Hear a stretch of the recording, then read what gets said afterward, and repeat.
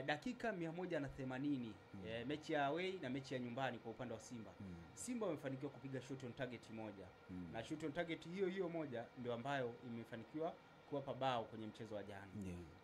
Unaona kulikuwa kuna ugumu kiasi gani kwa Simba, yani kuanzia kwa Fadul Davids, wachezaji, lakini pia hata watu wengine ambao wangesaidia pia. Umeona kwamba kulikuwa kuna shida gani mpaka Simba wakashindwa kutengeneza nafasi za kutosha? Ni ubora wa Berkane au kuna kitu ambacho kimepungua kwenye safu ya Simba? Hapo nampongeza Mwalimu Shaban, huyu kocha wa Berkane. Ni kocha ambaye mwenye mipango mikakati mizuri sana. Umeona alivyokaingia, aliheshimu Simba sana.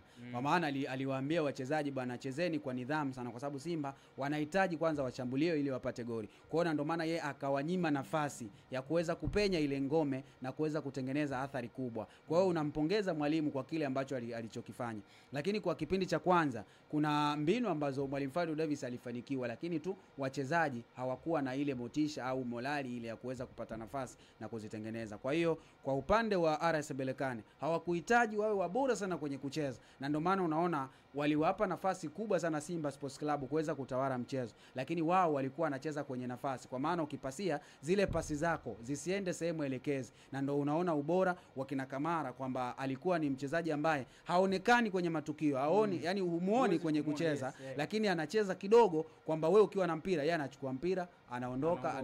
Ndio kitu ambacho Simba walishindwa kufungua. Kwa maana kuwafungua Berkane ukipasia maana yake ile mipira ifike sehemu sahihi. Kwa hiyo ndio kitu ambacho Mwalimu Shaban kilimpeleka au wachezaji walikuwa na ubora zaidi, kwamba aliwaelekeza kwamba msiwape nafasi Simba. Kwa maana wakipasia pasi, na unaona kwenye pasi kwa kikosi cha Simba anayetegemewa ni Fabrice Luamba Ngoma. Yeye akisha feli kwenye zile pasi tayari hapo kunakuwa na disappointed sana. Kwa hiyo unaona mchezo kwa kipindi cha kwanza Mwalimu Shaban alikuwa ni mwalimu ambaye au alienda na mpango kazi ambao kwenye mechi hii, kwa sababu mechi ya kwanza aliwazuia kabisa, hawakupata hata nafasi moja ya kupiga shot on target. Na ndio unaona ubora, na ndio maana azungumza kwamba kwenye kipindi cha kwanza aliamua yeye awateki control Simba, kwa maana wasipate nafasi ya kupasia zile pasi athari ambazo zinaweza zikawaathiri, na ndio kitu ambacho alifanikiwa sana. Sawa, pengine ulitarajia kuona mabao mengi tofauti na yale mawili ambayo uliyaona jana? Ndio.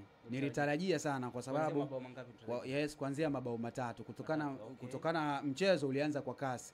Na Simba walikuwa wanahitaji, unaona dakika tu za mwanzo, dakika 17 wamepata goli.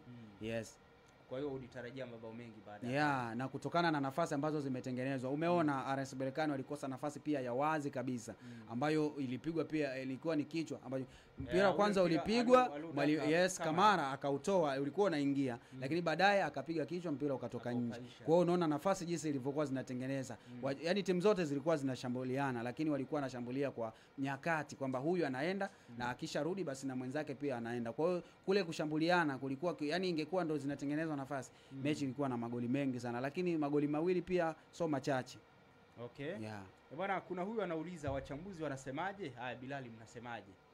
Kuhusiana kwani wachambuzi wanasemaje? Yani kutokana na pointi mechi ya jana ni mechi bora sana. Yani huwezi kukataa kwenye ubora wa mechi, lakini pia huwezi kukataa kwenye ubora wa walimu, kwa sababu kila mwalimu alienda na mbinu yake. Kwa hiyo zile mbinu za mwalimu ambaye amefanikiwa ndo zimetiki kwa upande wake.